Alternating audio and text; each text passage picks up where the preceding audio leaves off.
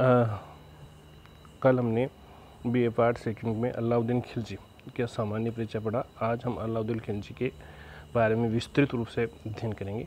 तो अलाउद्दीन खिलजी के शुरुआत से हम करते हैं स्टेप को शुरू। अलाउद्दीन खिलजी का जन्म 1266-67 में हुआ। मूल नाम अली गुरसास्प था। पिता का नाम शहाबुद्दीन मसूद खिलजी था।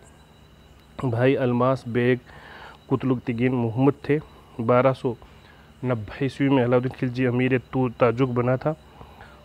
जब जलालुद्दीन खिलजी सुल्तान बना था दिल्ली का, उसके बाद 1291 में से कड़ा इलाहाबाद का सूबेदार बनाया गया था। 1296 में इसने अपने चाचा जलालुद्दीन खिलजी को मारकर ये शासक बना था। इसने पहला अभियान मंगोल आक्रमणों से इसने सुरक्षा की थी और पहला अभियान गुजरात जा रहा था तब जैसलमेर में किया था। फिर इसने अनंतपुर को भी जीता था।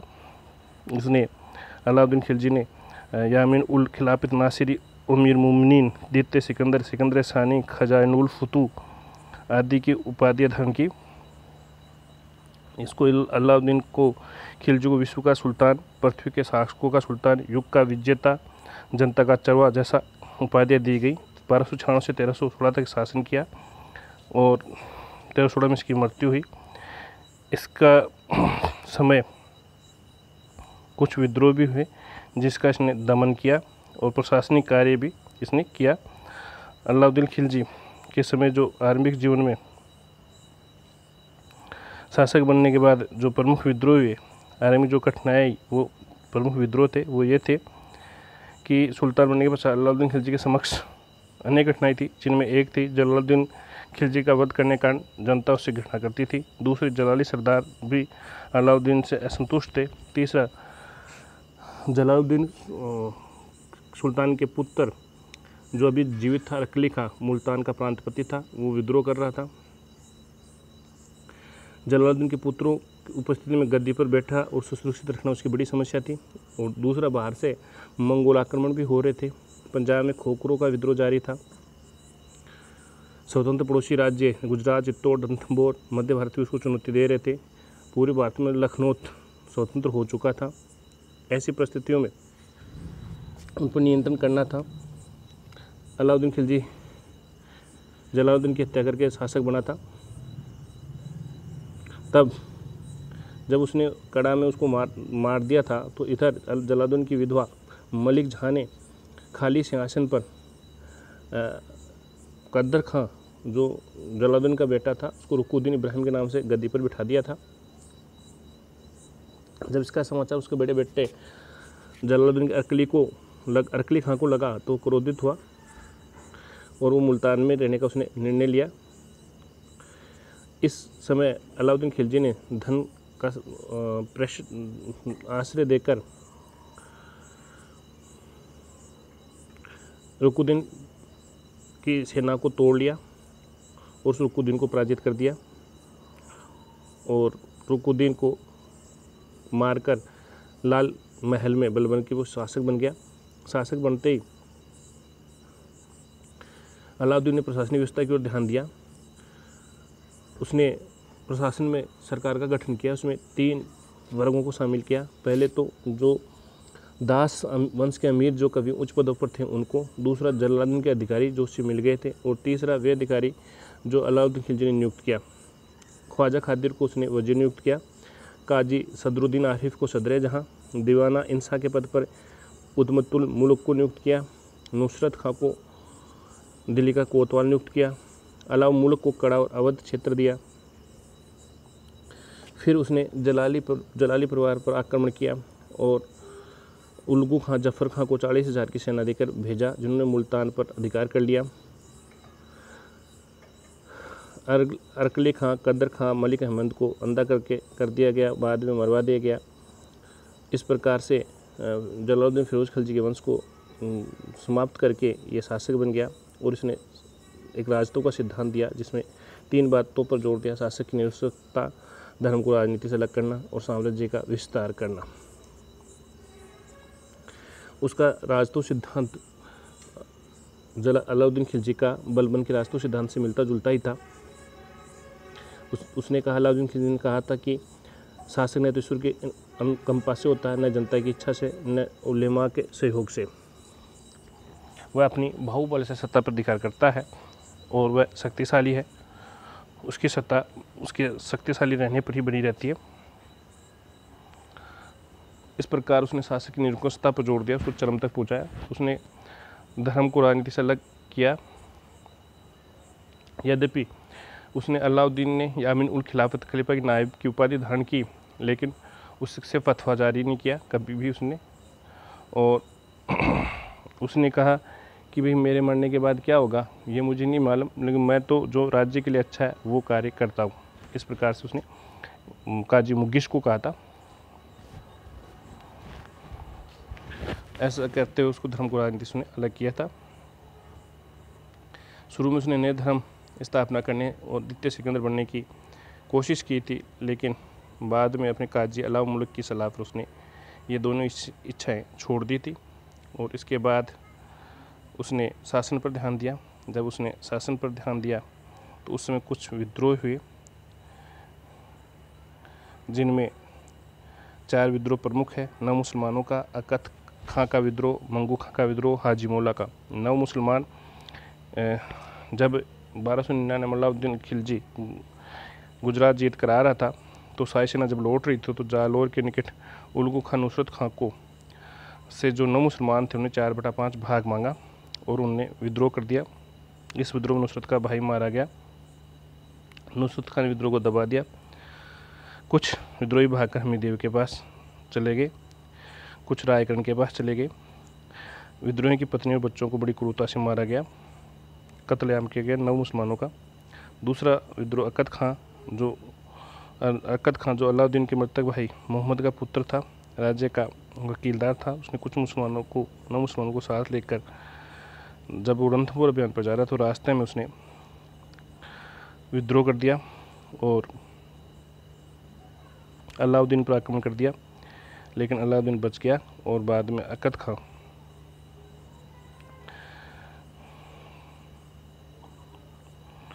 पर आक्रमण किया तो वो वहाँ से अफगानपुर भाग गया। तीसरा विद्रोह मंगू खां, ये उमर मंगू खां था। यह अब अलाउद्दीन खिलजी का भांजा था, बंदायूं अवध का सूबेदार था। बाद इसको भी उसने रणथंभौर अभियान के बाद मक्कत खां को भी बंदी बना लिया। चौथा विद्रोह हाजी मौला ने किया। हाजी मौला फखरुद्दीन कोतवाल जो था दिल्ली का, उसका नियंत्रण में बरदौला का कस्बे का सेना था। उसने मांग की काजी अलाउ मुल्क के बाद उसे दिल्ली का कोतवाल बनाया जाए, लेकिन ऐसा नहीं हुआ तो उसने विद्रोह कर दिया। कोषागार बंदीगृह पर उसने आक्रमण कर दिया। इल्तुतमिश के पुत्री के वंशज शाही शाह को सुल्तान घोषित कर दिया। 1 सप्ताह तक उसने दिल्ली पर कब्जा भी बनाए रखा, लेकिन अलाउद्दीन के वफादार सरदार अश्वमीदुन ने उसके विद्रोह को समाप्त कर दिया और हाजी मौला का वध कर दिया। ये 4 जो विद्रोह ये मुख्य थे। और भी विद्रोह का कारण उसको जब जांचा तो पता चला कि राज्य में होने वाली गतिविधियाँ सुल्तान अनभिज्ञ इसलिए होते हैं, त्यौहार उत्सव भोज के अवसरों पर षड्यंत्र होते हैं, सामंत वर्ग शक्तिशाली हो गया है, इसलिए विद्रोह होते। उसने विद्रोह उन्मूलन के 4 उपाय अपनाए। धन संपत्ति को छीन लिया, गुप्तचर विभाग का गठन कर दिया, मद्य निषेध, मेल मिलापों पर रोक लगा दी।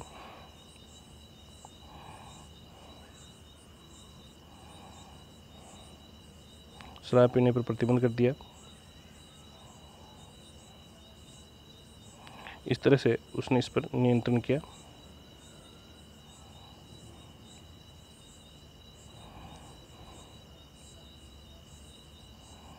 फिर अलाउद्दीन खिलजी ने उत्तरी और दक्षिण अभियान किया, जो हम पीछे पढ़ चुके हैं। इस अभियान उत्तरी और दक्षिण भारत के अभियानों के बाद अलाउद्दीन खिलजी ने प्रशासन पर, इसके साथ साथ प्रशासन पर भी ध्यान दिया। और प्रशासन के क्षेत्र में अलाउद्दीन खिलजी ने निम्न कार्य की। पहला तो उसने राजस्व के क्षेत्र में बाजार नियंत्रण, भू राजस्व सुधार किए। उन इस प्रकार से हैं। अलाउद्दीन खिलजी ने बाजार मूल्य नियंत्रण, भू राजस्व सुधार किया। भू राजस्व सुधार रुचि अलाउद्दीन वित्तीय और राजस्व सुधार में रुचि लेने वाला ये पहला सुल्तान था। इसका कारण ये था कि दक्षिण भारत से धन प्राप्त करने के कारण मुद्रा का प्रसार बढ़ गया था, मुद्रा का मूल्य घटने लग गया था। अतः अलाउद्दीन खिलजी ने बाजार व्यवस्था के बारे में बाजार व्यवस्था पर ध्यान दिया। इसके बारे में जो जानकारी बाजार व्यवस्था को जादुइन वरने की तारीखी फिरोज और अमीर खुसरो के खजानुल फतूह, इसामी के फतूह सलातीन, इब्न बतूता के रहेला, शेख नासरुद्दीन की ख्याल मजलिस से चलती है। खजानुल फतूह अलाउद्दीन के आर्थिक सुधारों की प्रशंसा की गई है और बाजार नियंत्रण के बारे में अलग अलग मत दिए थे। इस कारण बर्नी ने कहा कि अलाउद्दीन बाजार नियंत्रण का उद्देश्य था राजकोष पर जो अतिरिक्त बोझ है बिना सैनिक आवश्यकताओं को पूरा करना बताया। अतिरिक्त बोझ डाले बिना, राजकोष पर अतिरिक्त बोझ डाले बिना सैनिकों की आवश्यकता पूरा करना इसका उद्देश्य था। बर्नी के अनुसार बर्नी और के लाल इरफान हबीब ने इसका समर्थन किया है। चिश्ती संत नासिरुद्दीन और अमीर खुसरो के अनुसार अलाउद्दीन का बाजार नियंत्रण का उद्देश्य था आम जनता को राहत पहुँचाना। फरिश्ता के अनुसार बाजार नियंत्रण का उद्देश्य था मूल्य नियंत्रण सुल्तान द्वारा शासित अधिकांश प्रांतों पर लागू करना। मोरलैंड के अनुसार मूल्य नियंत्रण दिल्ली तक ही सीमित रहा और इस सेना केंद्रित था। वास्तव में जो बाजार नियंत्रण किया गया उसका उद्देश्य था मंगोल आक्रमण के लिए जो विशाल सेना की आवश्यकता थी उसकी पूर्ति करना। अलाउद्दीन खिलजी ने वस्तुओं के मूल्य पर गतिशील उत्पादन लागत के सिद्धांत पर निश्चित किया। वस्तु जो अप्राप्य है उसके लिए प्रबंध किया। खालसा भूमि जहाँ तक संभव था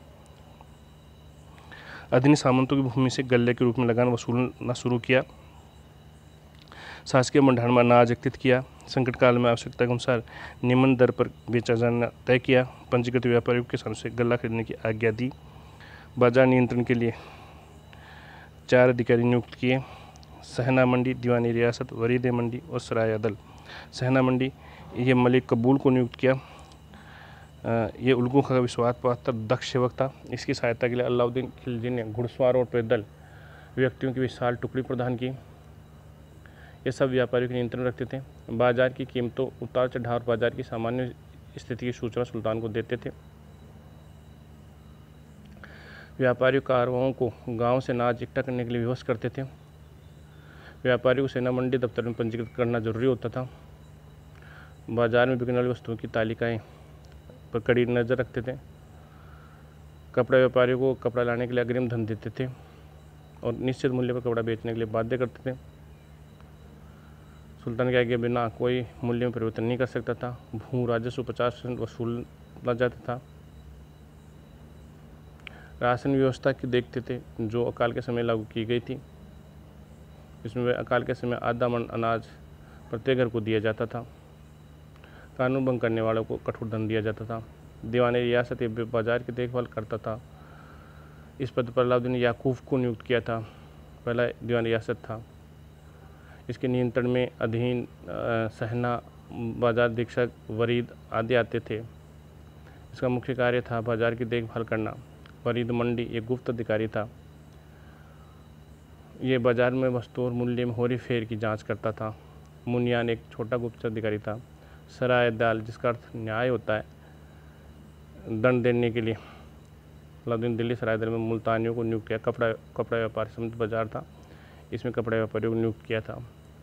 बाजारों को संगठन करने के लिए अलाउद्दीन खिलजी ने अधिनियम बनाए जो निम्न प्रकार थे। अनाज मंडी से संबंधित, सराय दल से संबंधित, घोड़े दास, मवेशी बाजार से संबंधित सामान्य बाजार। अनाज मंडी जिसे गला बाजार कहा जाता था। प्रत्येक मोहल्ले में एक केंद्रीय गला मंडी स्थापित किया गया। अनाज की खरीद बिक्री होती थी इसमें। इसके 8 नियम थे। प्रथम नियम सबसे कठिन था। इन सभी प्रकार के भाव निश्चित किए गए थे, जैसे गेहूँ 7.5 जीतल 4, जौ 4 जीतल, चना 5 जीतल, उड़द 5 जीतल, गुड़ 1/3 जीतल। मन ये निश्चित किया था। अलाउद्दीन खिलजी का मन 28 शेर के बराबर होता था। दूसरा अधिनियम मलिक कबूल को सेना बाजार का अधीक्षक नियुक्त था। बुद्धिमान अनुभवी व्यक्ति उसके समान चक्रवर्ती के बारे में घोड़े और पैदल रखे। तीसरे अधिनियम, इसमें गल्ला एकत्रित करने, 2 आपसे की खालसा भूमि से लगान कर एकत्रित करने, गोदाम में रखने और झायन में अनाज मंडी बनाने का आदेश था। चौथा में गले का परिवहन करने वाले व्यापारी मलिक काबुल के अधिकार में रहेंगे। 5वें में मुनाफाखोरी को कठोरतापूर्वक दमन किया जाएगा। छठे अधिनियम में 2 आप दिल्ली के आसपास अधिकारियों को किसानों के व्यापार गल्ला में खेती में निश्चित नगद मूल्य देंगे। 7वां में गला मंडी संबंधी रिपोर्ट सुल्तान 3 स्वतंत्र अधिकारी मंडी नियंत्रक सेना मंडी वरीद और मुनियन को दिया जाएगा। 8वां दिन में अनाज की राशनिंग की जाती थी। ये तो थे अनाज मंडी से संबंधित नियम। फिर है सराय दल। सराय दल का अर्थ है न्याय का स्थान। इसमें सुल्तान के अधीन बाहरी प्रदेशों के साथ विदेशों से माल आता था। प्रमुख वस्तुएं चीनी, बूटी, कपड़ा, दीपक आदि थे। इसके 5 नियम थे। पहले नियम के अनुसार सराय दल की स्थापना की गई बदायूं द्वारा कुछ के सहज हरा महल के निकट। सुल्तान आदेश दिए व्यापारी व्यक्तिगत धन से सरकारी सहायता से वस्तुओं को खरीद कर लाएंगे। सराय दल में 10,000 टन तक माल इस बाजार में बेचा जाएगा। यह आदेश था। इसमें दूसरा अधिनियम प्रमुख वस्तुओं सरकारी मूल्य की सूची दी गई। तीसरे में रेशमी कपड़ों का मूल्य बिना नाप के दिया गया। और तीसरा जो अधिनियम था उसमें कपड़े का मूल्य तय किया गया। खुज्जे दिल्ली 16 टंका, खुज्जे कोंडला 6 टंका, मसूर शेरी 3 टंका, मोटा 2 टंका, सूती कपड़ा लालदारी 6 जितल, बूढ़ मोटा 3 जितल, नागौरी 2 जितल, मिस्री 2.5 जितल। तीसरा अधिनियम इसमें व्यापारी पंजीकरण अनिवार्य था। वाणिज्य मंत्रालय में पंजीकरण हिंदू और मुसलमान दोनों को कराना होता था। चौथा नियम मुल्तानी व्यापारी से संबंधित था, जिसमें सराय दल में आने वाला माल व्यापारी दूरस्थ प्रदेशों से लाया जाता था। इसके लिए मुल्तानी व्यापारी को कोष 20 लाख टन के देने का आदेश दिया गया था। 5वां और अंतिम अधिनियम इसमें परवान नवीश परमिट देने वाला अधिकारी से संबंधित था। बहुमूल्य वस्तु तस्वीर तवरेज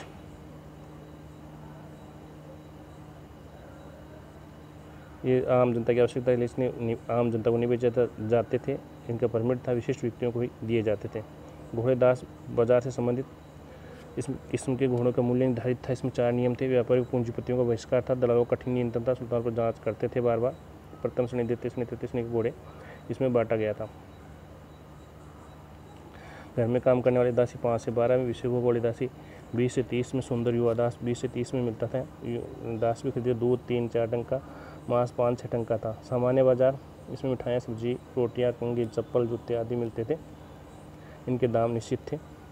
ये था बाजार नियंत्रण। दूसरा भू राजस्व। दिल्ली सल्तनत के सुल्तान में अलाउद्दीन खिलजी पहला था जिसने वित्तीय और राजस्व सुधार में रुचि ली और उल्लेखनीय सुधार किया। पहला सुल्तान जिसने भूमि की पैमाइश अनुमान के आधार पर सर्वप्रथम भूमि कर लगाया। भू राजस्व प्रणाली के सुधार के लिए उसने दीवान मुस्तराज की स्थापना की। मुस्तराज का कार्य किसानों से बकाया भू राजस्व संग्रहण करना था। पहला था जिसने गाँव में सामूहिक व्यवस्था के अंतर्गत नई भू राजस्व प्रणाली का गठन किया।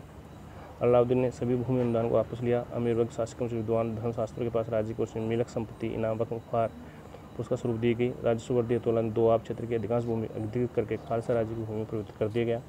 कोल, बरण, मठ, अमरोहा, कानपुर का वीरा भूमि में खालसा भूमि के अंतर्गत लाया गया। मिलक, इनाम, वक्फ भूमि को भी खालसा भूमि में बदल दिया। खालसा ने काफ़ी वृद्धि कर दी।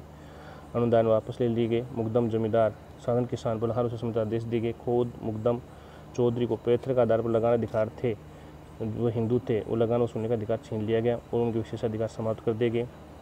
प्रथम सुल्तान हिंदू राजस्व संग्रह अधिकारियों के विशेष अधिकार छीने। उसकी स्थिति हिंदुओं की इतनी खराब हो गई कि उनकी पत्नियों मुसलमानों के घरों में काम करने जाना पड़ता था। लगाना वसूल करने लग गया। ये था अलाउद्दीन खिलजी का भू राजस्व सुधार। Thank you.